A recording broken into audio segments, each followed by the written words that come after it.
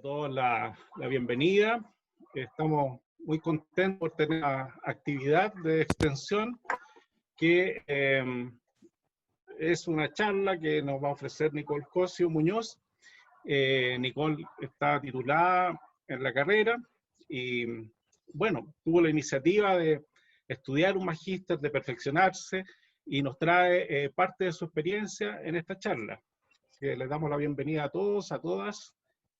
Hoy es martes 3 de noviembre y tenemos esta charla entonces de extensión. Agradecemos el apoyo de la Vicerrectoría de Transferencia Tecnológica y Extensión del Centro de la Facultad y nos alegramos mucho por la asistencia de ustedes para acceder a este tema que es interesante, que tiene que ver con los registros fílmicos considerados como material documental patrimonial y cómo hacerlos más visibles y accesibles. Este tema le preocupó a Nicole. Nicole, dentro de sus inquietudes, ha trabajado en el mundo de la documentación de los archivos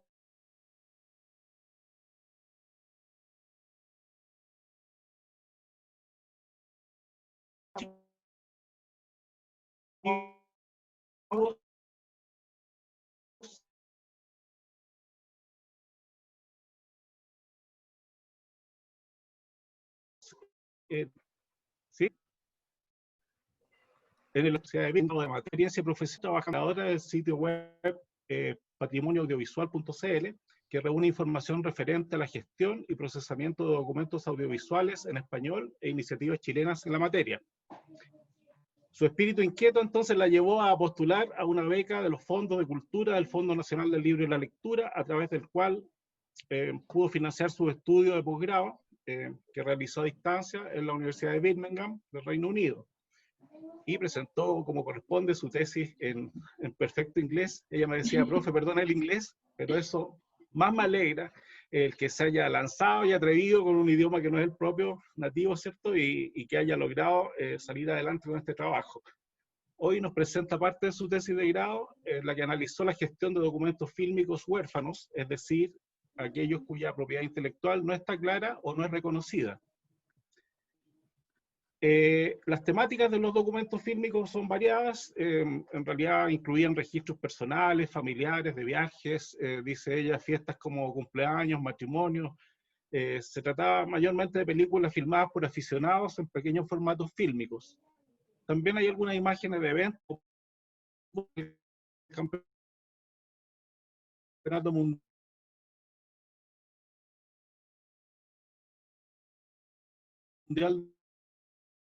de 1962 y registros de terremotos.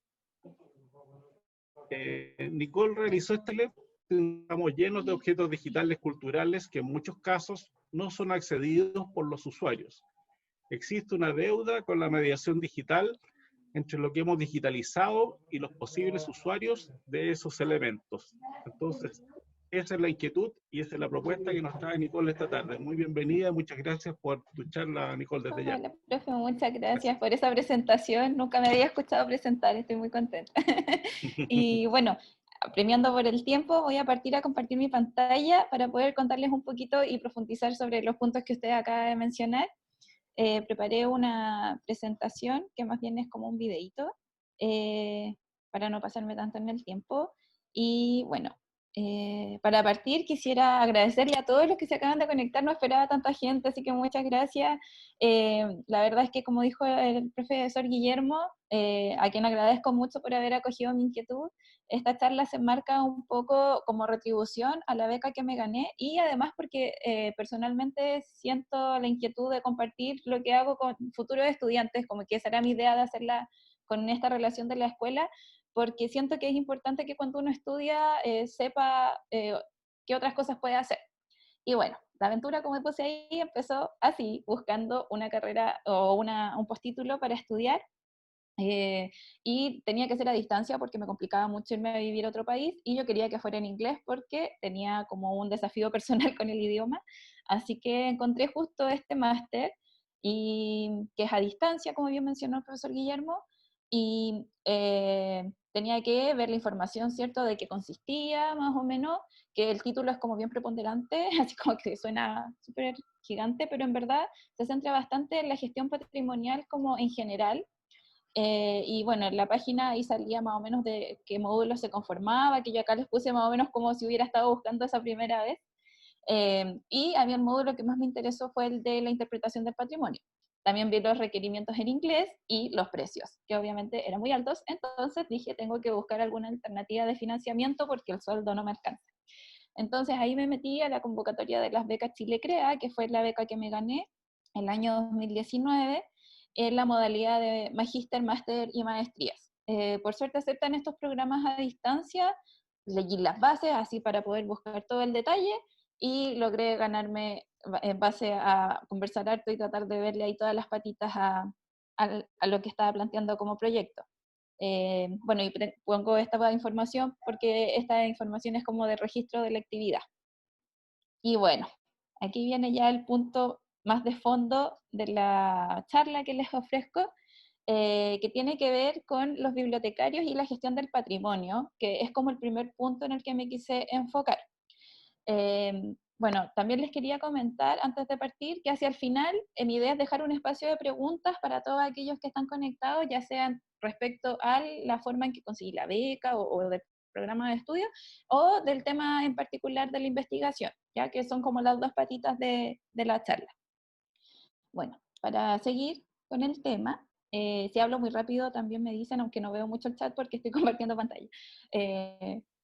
Bueno, para mí la relación entre los bibliotecarios y la gestión del patrimonio nació un poco como que yo empecé a trabajar con patrimonio más bien en la digitalización, más que como bibliotecaria en sí misma, pero me di cuenta que las herramientas que yo tenía como bibliotecaria eran súper útiles al momento de digitalizar, en el sentido de mantener la relación de los documentos, ¿cierto? Gestionar la información y ese tipo de cosas. Pero llegó un momento en el que yo dije así como, pucha, ¿y entonces qué es el patrimonio? Para mí, como que claro, para mí el patrimonio en un inicio siempre ha sido como las cosas antiguas, ¿cierto? Como aquello que uno dice, oh, es parte de la historia, porque es importante a nivel social, pero también durante mis estudios del magíster me di cuenta que el patrimonio, ahí como puse las super flechitas, que no quedaron tan lindas, pero son flechitas, es un proceso que en realidad como que la valoración y la identificación de la sociedad a los elementos son los que lo convierten en patrimonio, y eso está constantemente sucediendo. Entonces, después de tener un poco clara esa idea de que es un proceso, ¿cierto?, en donde me tengo que envolver con la comunidad y que la comunidad tiene un rol tan preponderante, yo pienso que nosotros como bibliotecarios nos relacionamos con el patrimonio en lo que tiene que ver con la información en general y cómo documentamos los elementos patrimoniales o que se consideran patrimoniales. Ahí puse, según yo, para que quede claro que todo lo que aquí voy a decir es según mi apreciación y que no es como algo a rajatabla, porque en verdad yo creo que en todo este tipo de cosas uno está en constante aprendizaje y quizás lo que yo ahora entiendo por patrimonio después puede cambiar, no creo, pero puede pasar. Y eso, que todo lo que acá diga son mis apreciaciones de lo que leí y todo, ya, por si acaso, para que no lo tomen como que tienen que hacer las cosas así. Bueno, y el segundo punto, tercero, ya, es el tema del máster como tal y la investigación final que hice. Como les comenté hace poquito, el máster se dividía en varias áreas y que tenían que ver con la conservación del patrimonio, con aproximaciones críticas hacia el concepto de patrimonio, que ahí fue donde llegué un poco a lo que les acabo de mencionar, de esta concepción de proceso, ¿cierto?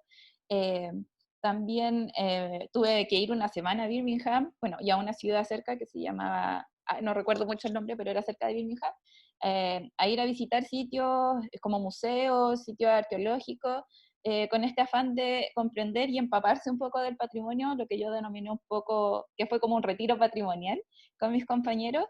Y bueno, dentro de esas áreas, la que más me interesó fue la interpretación del patrimonio, en el sentido de que yo siento que nosotros acá en Chile, y según mi experiencia de trabajo, contamos con bastantes herramientas, si bien siempre todo es mejorable, pero con bastantes herramientas para poner en línea o dar acceso a documentos, tenemos una institucionalidad cultural, contamos con un ministerio, entonces sentía que la interpretación del patrimonio, o lo que yo entendí por la interpretación del patrimonio en mi máster, me generó esta inquietud que mencionó el profesor Guillermo, de que qué pasa después de que ya tengo los documentos en línea.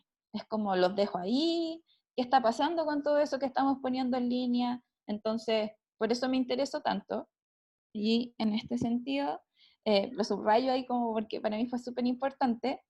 Y bueno, puse una descripción, una definición en inglés porque fue la que usé en la tesis y la verdad es que no me daba el tiempo como para como traducir todo, pero en el contexto de mi magíster, la interpretación del patrimonio no está enfocada en cómo el usuario interpreta el patrimonio, sino que nosotros, como parte de las instituciones culturales, generamos estrategias educacionales o actividades educacionales para poder relacionar y dar un completo entendimiento del objeto patrimonial o que estamos poniendo en valor.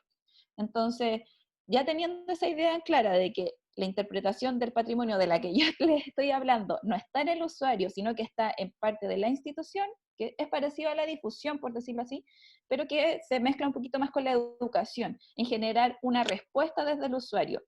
Ahora, ya si esa respuesta es positiva, negativa, eso ya depende del usuario, yo ahí no puedo influir, pero mi idea es provocar, por decirlo de alguna forma.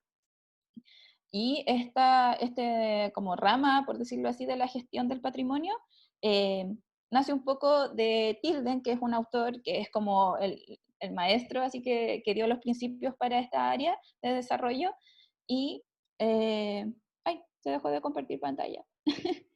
Voy a volver a compartir. Ahí está.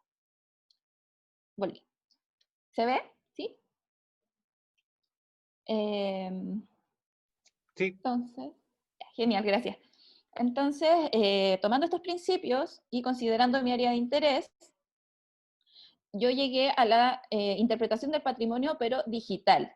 Y en este sentido, un autor que es súper importante, que voy a retroceder aquí un poquito, es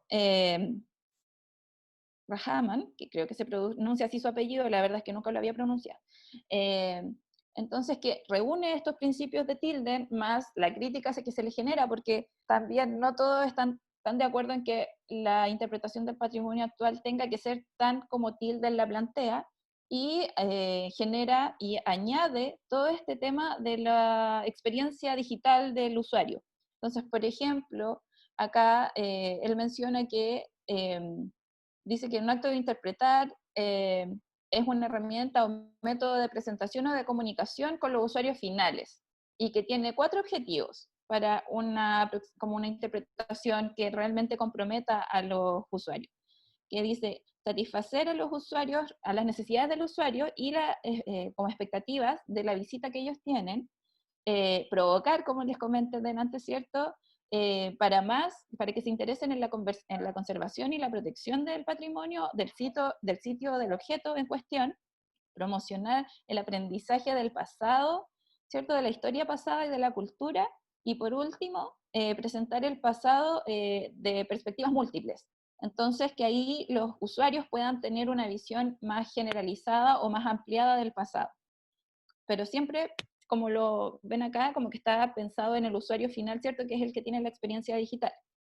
A diferencia de un sitio físico en donde hay como que el mediador está presente, está junto al usuario en general. Entonces, bueno, teniendo esa idea en mente, más mi otro interés, que es el patrimonio digital, ¿cierto? Que ya les comenté, no, creo que no les he comentado, pero patrimonio digital pueden ser aquellos objetos digitalizados o aquellos que nacen digital. Lo uní a mi otro interés, que son los documentos fílmicos. Verdad me llamaron la atención cuando empecé a trabajar, gracias a una compañera, bueno, a mi equipo de trabajo, que las adoro a todas y a todas, porque ahora tenemos un chico, y pude tener contacto con este tipo de materiales. Entonces, las obras huérfanas, para tener una idea de qué estoy hablando cuando lo menciono, porque lo voy a mencionar mucho, creo que me pasé muy rápido, son aquellas obras que, como bien mencionó el profesor Guillermo, no tienen o no es fácil identificar su dueño, o también, como plantea acá otro autor, bueno, son varios autores, como que saqué una definición en base a todos estos planteamientos, son aquellos que no tienen dueños conocidos y que no están, o que no son de un interés comercial, o publicados con propósitos comerciales. Para pero esta condición no significa que no están protegidos por derechos de autor. Y ese es un punto súper importante de recalcar, porque yo desde la ignorancia, cuando partí mi investigación, yo dije, la ventaja de trabajar con imágenes huérfanas, fílmicas, es que son antiguas, no se conocen los autores, entonces es como más fácil darles acceso y que se puedan volver a reutilizar y qué sé yo. Pero claro, después cuando empecé a investigar en base a mi tesis, que en realidad no es tan así, y que por ejemplo en Estados Unidos hay toda una como ley en torno a esto, o al menos decretos de ley, para poder regular un poco cómo utilizar este tipo de documentos, claro, ya no es tan beneficioso, y de hecho eso me dio como la idea de hacer un punto también en la investigación. Así que como que ya, para que vayamos teniendo una idea más clara sobre de qué estoy hablando cuando les digo obras huérfanas. ¿Ya? Bueno, después de ver estas definiciones, les voy a contar más o menos cómo se estructuró mi tesis y los resultados, que en verdad para mí es como la parte más importante y la que me interesa compartir con ustedes, y por eso la charla. Hice 4 ejes, o sea, centré el documento en 4 ejes, que eran las aproximaciones teóricas, como todo tesis tiene que tener cierta descripción de ciertos conceptos que acabo de escribir acá, ¿cierto? Las dificultades y beneficios que nacieron cuando empecé a ver la definición de obra huérfana, que claro, eso genera dificultades al momento de gestionarla o de conservar ese tipo de documentos. ¿Qué es una obra huérfana? ¿A qué me refiero cuando hablo de gestión del patrimonio cultural?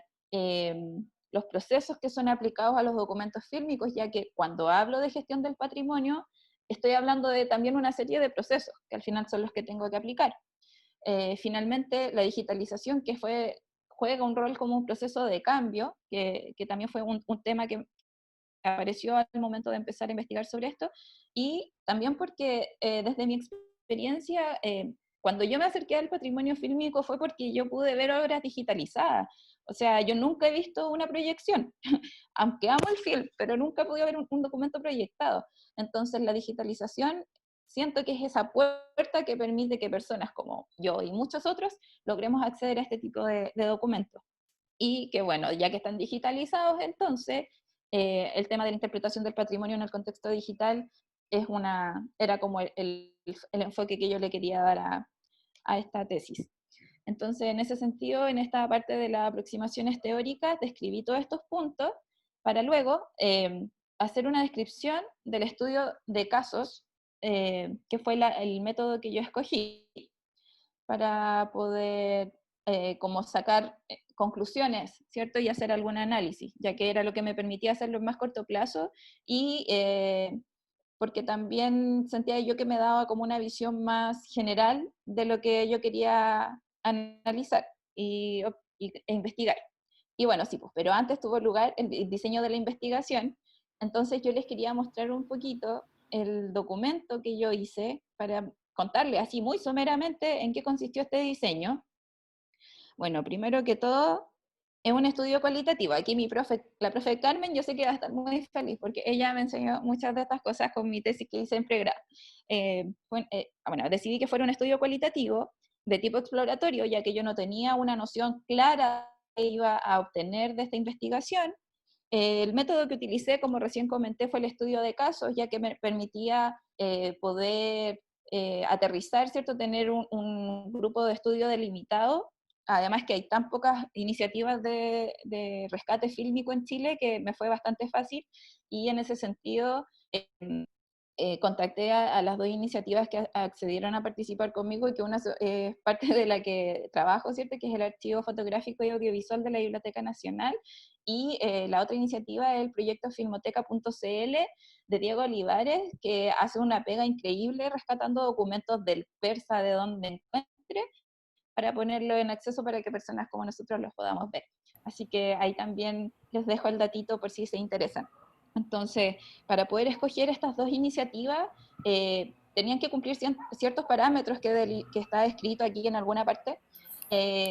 pero básicamente era que ellos consideraran que tenían documentos fílmicos huérfanos, que los tuvieran en línea y que tengan las ganas de participar. En ese sentido, yo también contacté a la gente de la Cineteca Nacional, que ellos también tienen documentos fílmicos familiares, amateur, pero ellos me comentaron que están como en búsqueda de verificar si realmente son obras huérfanas.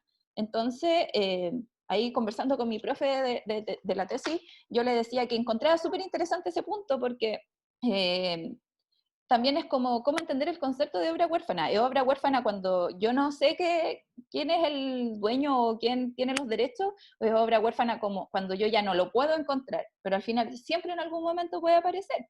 Entonces, mi profe me decía que era súper interesante, pero que me estaba yendo más a profundizar mucho el concepto de obra huérfana, que no era como el foco de la tesis, entonces que tratara de focalizarme más y ojalá no irme por esa rama. Así que por eso finalmente no contacté a las personas de la Cineteca Nacional, ya que ellos estaban a entender que todavía no podían decir que las obras que ellos tenían eran huérfanas como tal. Eso. Bueno, la matriz de variables para el análisis, que acá lo resalté porque fue súper útil para poder hacer el análisis y también para poder hacer la relación entre la pregunta de investigación, mis objetivos, las preguntas de la entrevista que les hice a los participantes y finalmente poder analizar todo lo que recabé. Entonces acá las categorías que yo planteé en torno para poder dar respuesta a mi pregunta de investigación, que se las voy a comentar en unos minutitos, fue, bueno, categoría 1, que es la gestión del patrimonio de obras fílmicas huérfanas, ¿cierto?, en Chile. Entonces, las subcategorías fueron los procesos en general, la digitalización como una herramienta de cambio, los beneficios, problemas y como, bueno, beneficios, desventajas y dificultades. Eso. Y la segunda categoría estaba relacionada a la interpretación digital del patrimonio de estas obras fílmicas huérfanas. Entonces aquí el punto la subcategoría que yo traté de abarcar fue la relación entre el acceso y la interpretación del patrimonio digital. Cuando les digo que esto me sirvió mucho, les voy a mostrar una tablita que hice acá, aquí, que es mi tabla relacional de categorías. Entonces, que me acordaba siempre que en mi tesis de pregrado hicimos algo muy parecido y había sido de mucha utilidad. Entonces puse acá mi categoría, mi tópicos en la revisión de literatura, ¿cierto? Para saber qué áreas tenía que abarcar y no, porque uno se empieza a ir por las ramas y es súper complejo. Las preguntas de investigación específicas y los objetivos que yo me había planteado. En ese sentido, vamos a volver acá al videito. Ya, ahora que ya hablé del diseño de la investigación, para que no fuera tan así al voleo, los puntos de la discusión, como les comentaba, se centraron en las categorías que recién les acabo de mencionar. Entonces mis conclusiones era la suma de los puntos de discusión más el análisis con las aproximaciones teóricas, es decir, hacer un match ahí. Y además sumé las ideas que surgieron al dar respuesta a la pregunta de investigación, que no la había mencionado, ¿cierto? Y por eso lo puse ahí. Entonces, la pregunta general de investigación era como, como a qué nivel los procesos de gestión de las obras fílmicas patrimoniales, ¿cierto?, huérfanas, y su digitalización han permitido desarrollar procesos de interpretación del patrimonio digital en el contexto chileno. ¿Por qué? Porque a mí me interesa mucho saber qué es lo que estamos haciendo nosotros, pues si para irme a averiguar el extranjero, mejor me cambio de país, si yo trabajo acá. Así que esa fue la pregunta que me planteé, y otras subpreguntas que no voy a hacer tanto detalle para no ahondar tanto en este tema. Entonces, en base a esto, las conclusiones fueron, primer punto, puse mi letra porque pensé que era un poco más grato, que por último se podían reír si escribo feo. Así que, bueno, el primer punto fue de conclusión que dependemos mucho de nuestro contexto en cuanto a qué medidas de gestión vamos a poder aplicar. ¿Qué quiero decir con esto? Que, por ejemplo, si yo trabajo en una institución gigante, ¿cierto? Donde, no sé, tengo que generar una serie de protocolos y no sé qué, es distinto y los recursos van a ser distintos que de una persona que lo hace individualmente.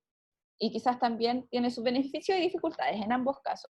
Entonces, por eso tomé, y esto me surgió a raíz de esta cita del ICOMOS, en donde si bien ellos yo siento que lo dicen más enfocado a que el objeto, ¿cierto?, tiene que ser preservado y estar como en relación a su contexto, también lo podemos entender a que nosotros como gestores de este tipo de elementos tenemos que adecuarnos a nuestro contexto y no dejar de hacer las cosas porque no tengamos los elementos como lo dice la norma de la UNESCO o qué sé yo. Con Janet Garcés, que es una gran amiga, siempre hablamos de estos temas y decimos eso, porque al final la idea es hacer las cosas lo mejor posible, obviamente siempre, pero no dejar de hacerla por la falta de recursos, porque sobre todo en el tema del film, acá en Chile es muy complejo trabajar con este tipo de materiales. Hay falta de equipamiento, hay falta de implementos para poder procesar los documentos, hay desconocimiento, falta de formación, entonces son muy poquitas las personas que están haciendo esto y en ese sentido hay que adecuarse al contexto. Entonces mi primera conclusión se relacionó a este punto, a que, claro, la gestión del patrimonio siempre va a depender del contexto en donde yo esté trabajando. Eso básicamente. Entonces, sí, ahí. Sí. Luego, otro punto son respecto a mi conclusión sobre los procesos generales que se llevaban a cabo en las iniciativas que les comenté anteriormente. Muy bien. Anteriormente. Entonces, por ejemplo, el tema de la adquisición de objetos fílmicos huérfanos, de documentos fílmicos huérfanos, difería en ambos casos, porque un punto importante es que una biblioteca, ¿cierto?, nacional, tiene un sistema de compras público, en este caso ya que pertenece al Ministerio de la Cultura, las Artes y el Patrimonio, tiene que seguir ciertos protocolos para comprar, tiene que evaluar el documento, tiene que hacer una inspección, ¿cierto? No puede recibir de cualquier comercializante algún objeto. Entonces, en este sentido, por ejemplo, al compararlo con el caso de Diego Olivares de filmoteca.cl, quien, como les comenté, podía comprar en el Persa, le pueden regalar, y él lo puede, bueno, en la biblioteca también pueden llevar como donación por si acaso. Difiere la capacidad de adquirir y las formas de adquisición, y eso es un punto súper relevante para el rescate de las colecciones fílmicas, porque muchos de estos documentos, sobre todo los huérfanos, están tirados en cualquier parte. De hecho, de ahí va el concepto de orfandad, que no tienen como su papá, ¿cierto?, su madre, su dueño. Entonces, el hecho de que hayan estos dos tipos de iniciativas a la par permiten complementarse y que podamos abarcar un mayor número y rescatar un mayor número de documentos. Entonces, esa fue una de mis conclusiones, que son necesarias ambos tipos de iniciativas, porque si institucionalizamos todo, es más complicado flexibilizar el tema de la adquisición. Quizás no es imposible, pero tiene que haber una formalidad, y muchos de estos documentos no están en espacios formales. Entonces, de ahí la importancia de instancias como filmoteca.cl y otras que de seguro deben haber y que no conozco. Bueno, también como resultado de estos procesos generales, ¿cierto?, que son llevados a cabo en general en los archivos, que son como la identificación, la conservación, la digitalización, etcétera, la catalogación, ¿cierto?, que eso es lo que hago ya. Resulta que las obras fílmicas huérfanas son un elemento patrimonial, o al menos en eso acordaron todos los participantes y la literatura que leí también, que representan como un elemento importante a nivel social por distintas dimensiones y que por lo mismo deben ser rescatados y preservados. Porque también, como acá dice, pueden ser utilizados como vestigios históricos. Y en este sentido, otra conclusión, que por eso lo puse aparte, es que si bien este tipo de documentos pueden, o pienso yo, pueden ser utilizados como un documento histórico, ¿cierto?, que nos da a entender un momento en la historia, una acción o algún hecho. Hickson, que es también otro autor que menciona en la tesis, dice que si bien igual nos sirven como antecedente histórico, hay que pensar con una visión crítica sobre estos documentos y que han sido creados bajo una visión crítica, ¿cierto? Y que no son imparciales, que hubo una intención detrás de ellos. Entonces, nosotros no estamos accediendo a algo que fue objetivo, porque en verdad yo pienso que nada es objetivo en este mundo, pero con mayor razón cuando se trata, por ejemplo, de una película familiar, que tuvo un sentido y que quizás yo la puedo interpretar de otra forma. Y esa es la mayor complejidad de este tipo de documentos al momento de dar acceso y de reutilizarlos, por ejemplo, que hay que mediar entre lo que yo entiendo y también como el respeto de su origen, que no lo sé, entonces como bien compleja ahí la cosa como para saber bien cómo utilizarlos, pero yo creo que hay ciertas concepciones que uno maneja y que trata de mantener como comunes, ¿cierto? Como acuerdos comunes que uno tiene, de no sé, que no voy a poner a una niña en un video violento, no sé, cosas así. Pero en ese sentido, eso es como lo que más me hizo pensar este autor, respecto a tener ojo con eso, de que si bien son un documento y que pueden ser utilizados como históricos, hay que pensar que tienen una intencionalidad, que se grabaron con un objetivo, entonces mantener eso en mente. Bueno, otro punto que también había mencionado en las categorías, ¿cierto? Que es la digitalización como herramienta de cambio, como de una nueva vida que se le da a estos documentos, por eso lo puntualizo, y que al darle esta nueva vida facilitan el acceso. Y en base a eso es que, por ejemplo, Silverman, que es un autor que cité harto en la tesis, espero algún día poder compartirla con todo el mundo, ahí voy a trabajar en eso, que menciona que, claro, que la digitalización nos permite, ¿cierto?, tener un acceso más rápido, más eficiente, y que además nos permite mostrar elementos que están en peligro, como es el caso de los archivos fílmicos. Así que en ese sentido, claramente la digitalización es algo que llegó a cambiar, yo creo que el patrimonio en todos los sentidos que quienes trabajamos en esta área podemos conocer, ya que se digitaliza prácticamente de todas estas alturas de la vida. Bueno, y como les comenté también, otro punto eran los beneficios y dificultades de gestionar este tipo de documentos, que también, ¿cierto? Un beneficio es que si lo digitalizamos incrementa su visibilidad, le da visibilidad al archivo también porque son un elemento súper atractivo, estéticamente son muy bellos, y a su vez nos trae bastantes desafíos. Por ejemplo, este otro autor plantea que si bien, claro, tiene utilidad para poder sorry, para poder registrar documentos, ¿cierto?, en peligro, sobre todo con el patrimonio de obras fílmicas huérfanas, es como indisoluble la importancia en la mantención del contenido de los documentos, ¿cierto?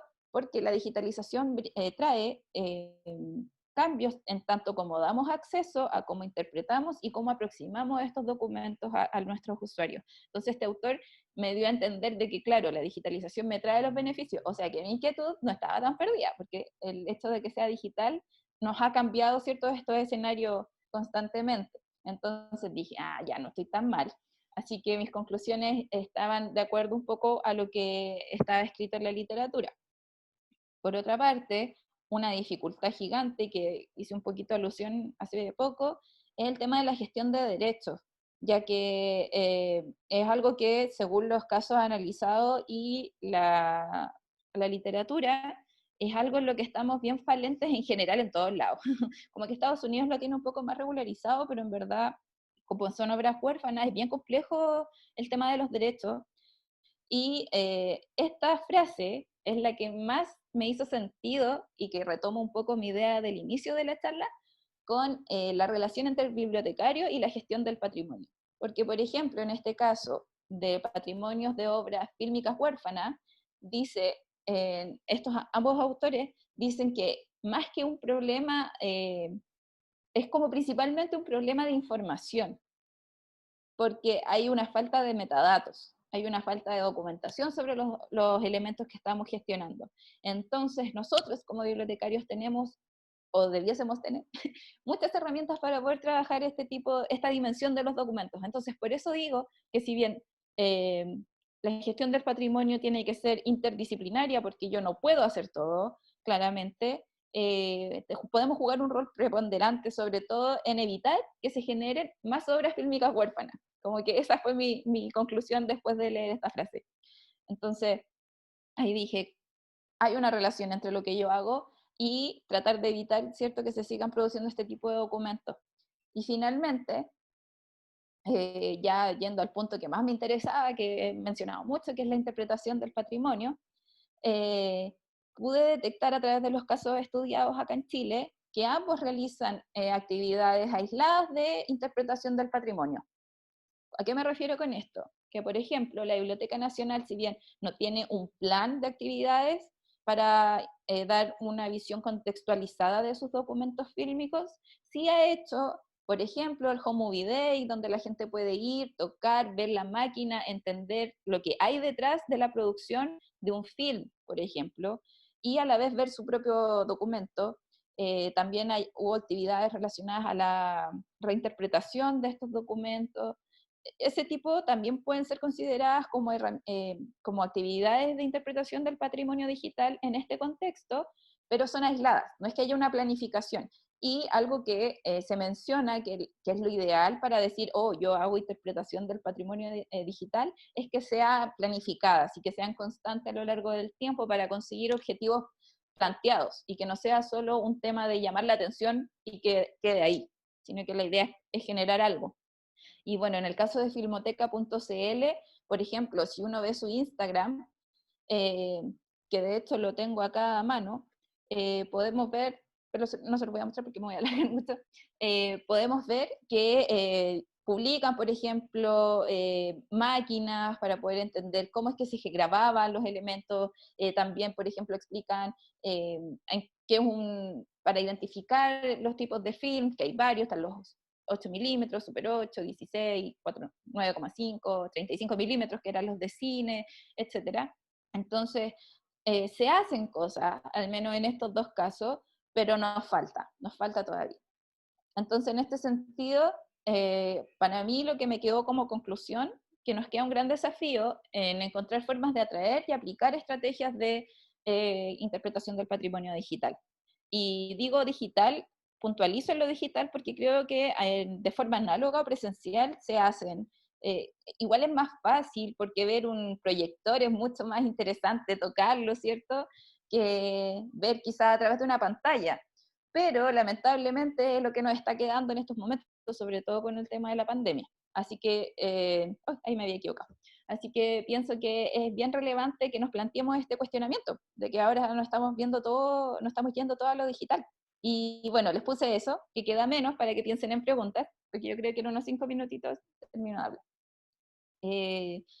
Como final, ya por decirlo así, como las últimas conclusiones, las obras fílmicas huérfanas en ambos casos se dio a entender, y en la literatura también, de que son elementos valiosos, porque son valiosos desde distintas dimensiones, que de hecho me había hecho un torpedo, pero aquí, ya, la dimensión tecnológica, por ejemplo, que representa, la dimensión documental, ya que como les dije, podían ser utilizadas para, de hecho, contextualizar otro tipo de cosas. No sé, si me encuentro una fotografía y veo un auto y lo encuentro en un video y en ese video aparece una patente y la patente me lleva a saber que esa patente la sacaban en tal año. Entonces, son un elemento también de utilidad y de valor. Su dimensión estética, porque es bello ver un film, aunque sea digital, que es la única opción que he podido tener, y también en su dimensión social, que son reflejos de nuestra sociedad y son una unidad de análisis para analizar nuestro comportamiento también a lo largo de la historia. Esas son las dimensiones. Bueno, como les comenté también, otra conclusión fue que estamos como en una etapa inicial en relación a estos procesos de interpretación. Aún nos queda mucho por hacer. Sin embargo, siento que, no, o sea, igual hay cosas, que eso es lo que importa, como que soy muy positiva en mi vida y trato de no pensar y no achacarme, así que hay mucho por hacer. Aquí puse como un punteo de ideas que es como en relación a la preservación, a la digitalización, mejorar la calidad de las digitalizaciones, contar con mejor equipamiento, saber identificar estos documentos, ya que como catalogadores y bibliotecarios es algo súper necesario.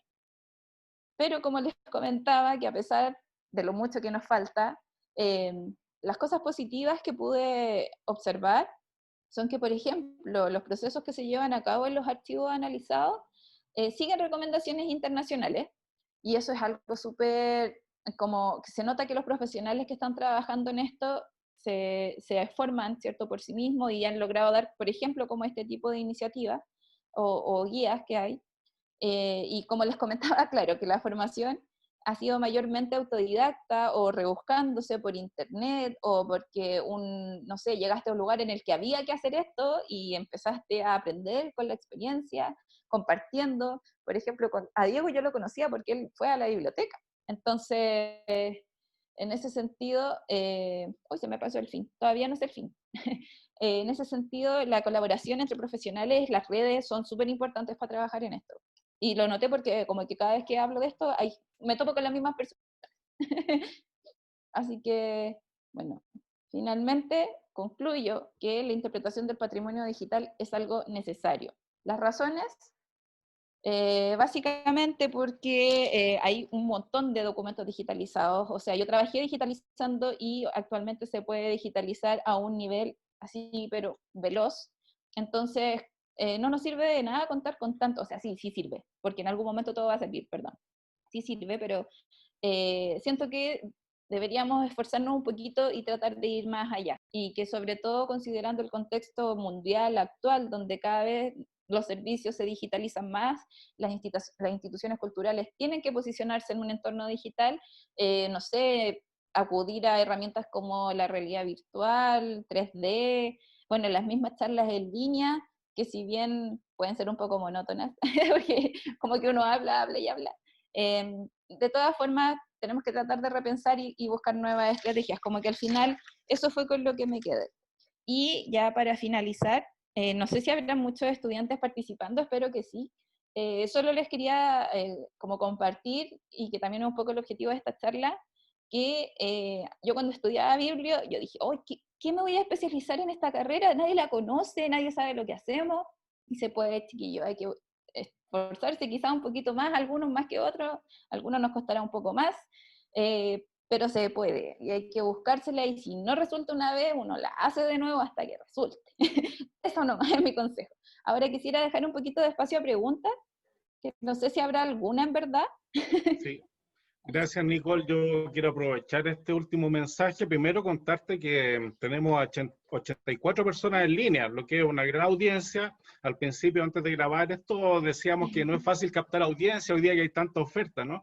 Pero lo especial es que tenemos a muchas personas del extranjero, de Argentina, de Uruguay. Pablo aquí lo saludamos desde Mendoza, dice que está en la Facultad de Arte y Diseño de la Universidad Nacional de Cuyo.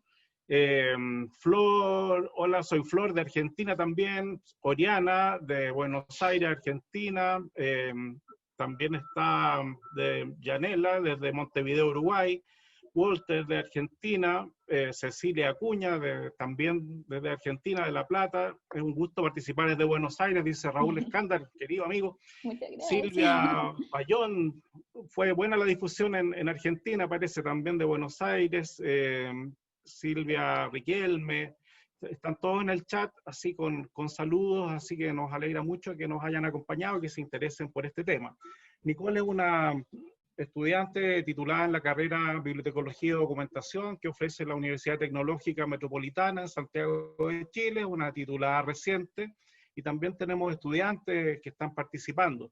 Yo voy a ser un poco infidente en esto, les voy a contar a estos estudiantes que Nicole estudió con bastante esfuerzo, que se pegaba unas pedaleadas en bicicleta de 20 kilómetros para ir a estudiar.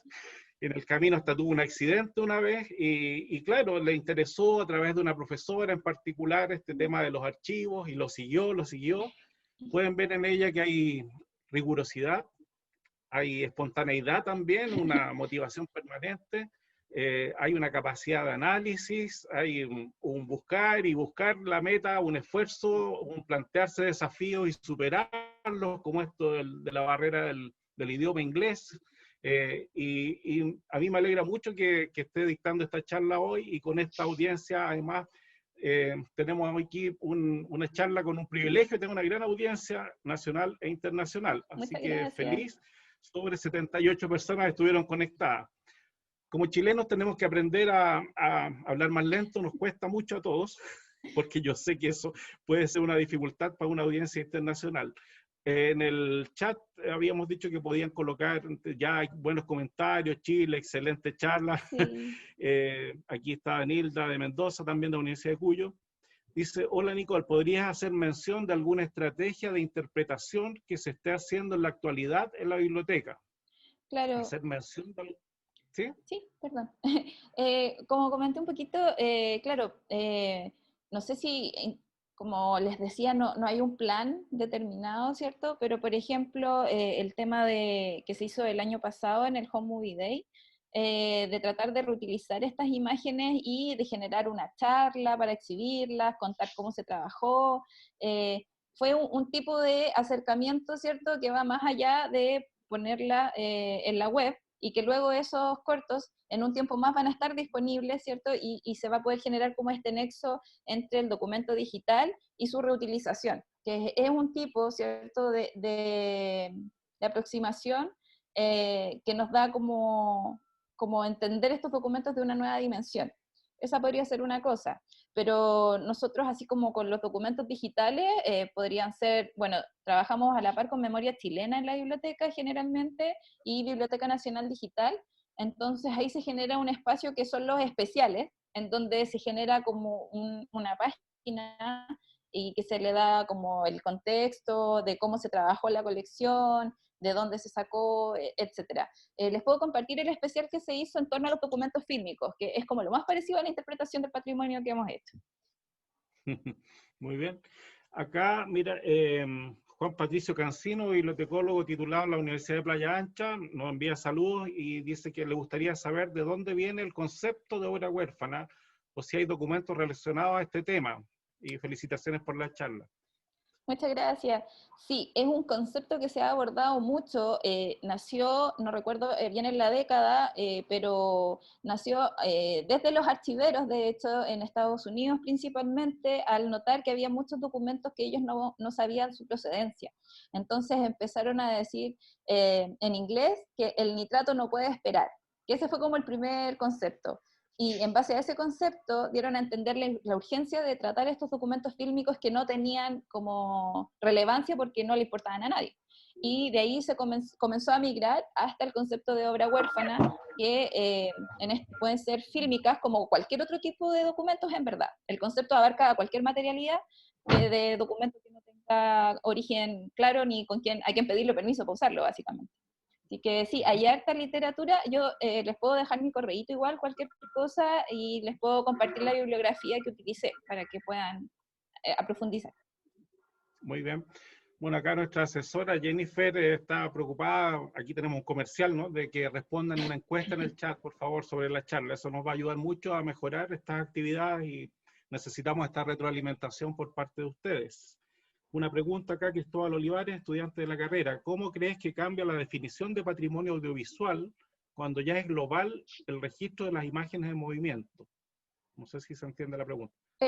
Creo que no la entiendo tan bien, pero voy a ver si puedo decir algo. eh, Creo que la definición del patrimonio audiovisual como tal, no sé si cambia, yo creo que lo que cambia son las formas en las que trabajamos este tipo de patrimonio. Como que, claro, cuando antes teníamos solo el film, que lo teníamos que proyectar, ¿cierto?, en una máquina, en un espacio limitado, es muy distinto ahora que lo podemos tener digital. Y en ese sentido, y que es parte del cuestionamiento de esta charla, es cómo lo hacemos para sacarle como más el jugo a lo que tenemos, ¿cierto? Y más que solo mostrar es que la gente se haga parte y se identifique, porque también me pasa un poco con el patrimonio audiovisual en general, que no es tan valorado como otro tipo de patrimonio, como el arqueológico, por ejemplo, y que claro, todos sabemos cuando hay un castillo bonito que es patrimonio, pero el patrimonio audiovisual como que no se da tanto eso. Entonces, quizás la globalización nos está permitiendo poder democratizar más este concepto de patrimonio audiovisual y darnos cuenta que nosotros somos quienes determinamos lo que va a ser nuestro patrimonio audiovisual finalmente. Bien. Claudia pregunta, ¿con qué recursos digitaliza? Esa es una pregunta. Y la otra, aprovechemos de hacer esa pregunta, ¿cuáles son las aristas que consideraste respecto a de las becas por las que optaste al final? Ya. Respecto a la digitalización, yo no trabajo en la parte técnica, les comento. Sí, lo veo porque en la unidad donde yo trabajo se hizo digitalización en un periodo anterior al que yo ingresara a trabajar ahí, pero esta amiga que yo les comento, Janet Garcés, quien comentó ahí, que le mando saludos, ella me cuenta mucho de cómo se hace. Entonces, al menos lo que está en la biblioteca es a través de telecinado, que es como una proyección de la máquina proyectora, perdón, hacia un foco que registra, ¿cierto?, en formato digital. En el caso de Diego Olivares de Filmoteca.cl, él me comentaba que tiene un escáner para film, marca Wolverine, que son bien famosos en el área. Bueno, estos famosos así como todavía. Y que se utiliza para escanear cuadro a cuadro y luego se genera una versión digital del documento. Entonces, lo que se puede obtener en un escáner es de mayor calidad que un telecinado. Sin embargo, en lo que estamos a esta altura, lo que se puede hacer sirve. Y lo otro, lo de la beca, ¿cierto? Aristas, claro. ¿Qué consideraste tú? ¿Qué elemento? Yo postulé a esta beca, esta era la segunda vez que postulaba. Lo que consideré para pensar, la primera vez postulé a un programa en español, yo no había hecho nada en el área, como que solo trabajaba en la biblioteca, nada. Entonces ahí me rechazaron porque dijeron, oye, a ti nadie te conoce, no hay hecho nada, básicamente. Entonces, esa fue una arista, tratar de empezar a hacer cosas, aunque fueran como independientes y que nadie más las viera mucho, pero ahí fue cuando creé la página web que hice, tratar de participar en charlas, tratar de hacer algo en el área, porque si no, como que no te ven valor, por decirlo de alguna forma. Lo otro es la calidad del programa que uno elige, que también eso tiene harto que ver, y yo creo que básicamente argumentar que es importante hacerlo y que vas a retribuir lo que estás haciendo. Como que esas fueron las cosas en las que yo más puntualicé. Mira, de esto yo no sé, pero dice, ¿en qué afecta la política del campo audiovisual 2017-2022 en la difusión del material de archivo? Esa es súper específica y no me sé la política del campo audiovisual 2017-2022. Así que en verdad no la puedo contestar porque estaría mintiendo. Muy bien. Lo siento, Además Sebastián. honesta. Además Sí. honesta, bien. Sí. Oye, me gustaría, dice aquí, preguntar a Nicole si recomienda la experiencia de realizar un magíster a distancia. Sí, personalmente para mí fue una súper buena experiencia, pero siento que requiere de igual estar acostumbrado un poquito a estudiar solo, porque es muy libre, demasiado libre. Como que si no te pones como una planificación de, no sé, ver tus clases y todo, porque en mi caso, mis clases no eran al mismo tiempo, por el cambio de horario. Entonces yo las tenía que ver en una plataforma y entregar los trabajos y todo. Entonces, lo recomiendo porque en mi caso, en la universidad que yo escogí, los profesores estaban siempre disponibles para las preguntas, como que no sentí falencia en ese sentido, y en un posgrado como que uno ya tiene más definido lo que te gusta, entonces es más fácil que un pregrado, pienso yo, en mi experiencia.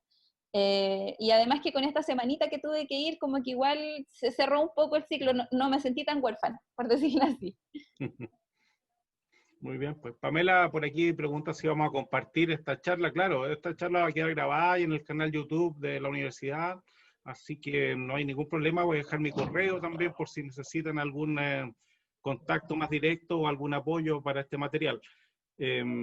Muchas gracias, felicitaciones Nicole, dice Carlos Moreno, felicitaciones Nicole, Carmen Pérez, gracias por compartir tu nuevo conocimiento en el tema que tanto te apasiona y con tanta generosidad.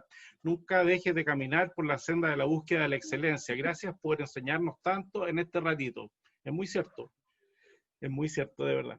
Había otra pregunta, bueno, al final, ¿cómo resuelve el tema de derechos de autor? Preguntaba alguien. Nos quedan poquitos minutos. Sí, no, lo vamos a hacer rápido. Bueno, la verdad es que nosotros, al menos en la biblioteca y según lo que me contaba Diego, él se arriesga, en el caso de Diego, él se arriesga a ponerlo en acceso y si aparecen los dueños, conversa con ellos y ve la forma en poder mantener el acceso, pero a la vez respetar, ¿cierto?, la intimidad o las aprehensiones que tengan los dueños del documento si es que aparecieran.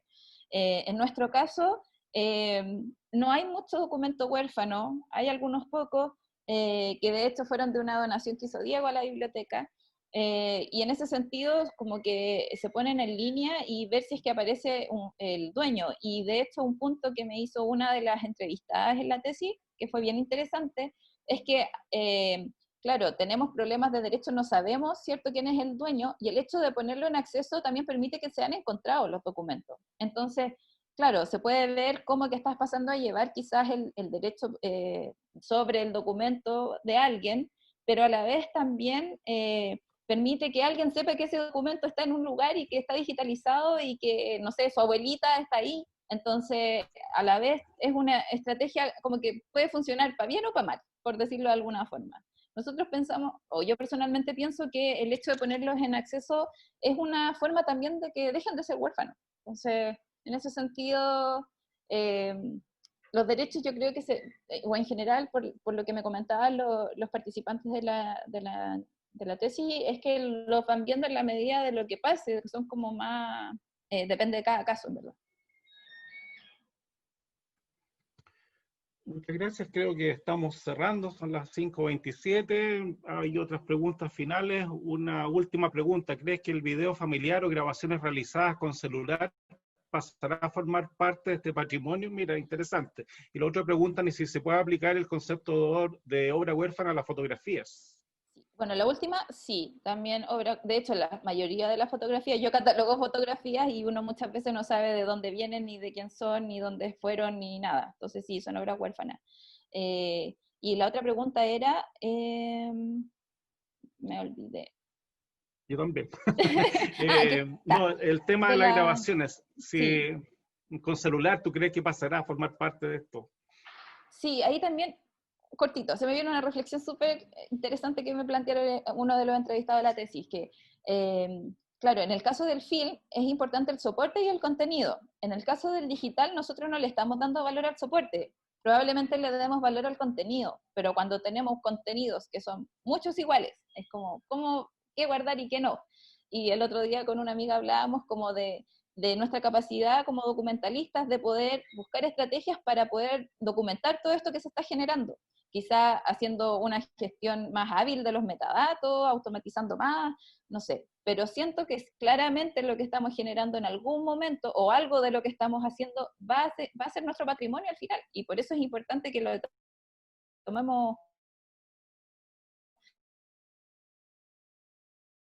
el peso de generar tanta información así. Hay fotógrafos, porque aquí esto es para archivistas y bibliotecólogos. ¿Qué ocurre con los fotógrafos? Él es voluntario, es en foto. Ah, no, es que yo lo orienté bibliotecaria porque soy bibliotecaria. A nosotros igual nos discriminan harto. Nos dejan harto afuera. Así que no, pero como decía, la fotografía y cualquier tipo de documentos también, si es que no se conocen sus derechos de autor, puede ser considerado como huérfano. Así que muchas de estas cosas también aplican. Gracias, colegas. Dice un saludo desde El Salvador. Muchas gracias, interesante. Adelante, Nicole. Muy interesante la charla. Felicitaciones, dice, y será un momento de difundir el patrimonio con mucha más fuerza. Es cierto que este tema como que ha cobrado fuerza en el último tiempo. La última y cerramos. Nicole, ¿existe alguna reticencia hacia las colecciones privadas? ¿Cuál es la mirada actual de las colecciones privadas? Eh, Según mi experiencia, o al menos en la biblioteca y con Diego, de filmoteca.cl, que lo menciono harto para que lo visiten, de hecho, como que es un agrado cuando las colecciones vienen de alguien que te quiere pasar el film, que quiere que lo digitalices y ponerlo en acceso. Como que en ese sentido no hay problema.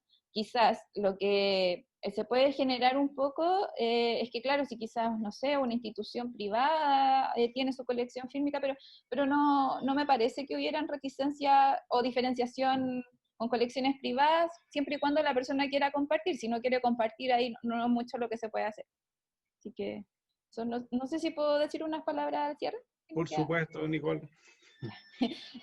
Bueno, primero que todo agradecer, muchas gracias por quedarse hasta el final, por acompañarme, a todas las personas que han hecho que lograra esto, bueno, al Miguel, obviamente, yo a mis profesores de la UTEM, a la profesora Judith, a quien amo mucho, y a todas las personas que han estado detrás de esto, a la profesora Carmen, usted mismo, que me ayudó ahora con esta charla, y a todas las personas de la vida, a mis compañeras de trabajo, a todos muchas gracias, porque sin todas las personas que uno encuentra en la vida, uno no llegaría a donde está. Así que en ese sentido quería como no dejar a nadie afuera, a la Sole, a la Pamela, a la Janet, que están acá en el chat, a Carlos, que son mis compañeros, mis partners de locuras también, así que a mi familia y eso. Muchas gracias, estoy muy feliz. Nunca esperé que hubiera tanta gente.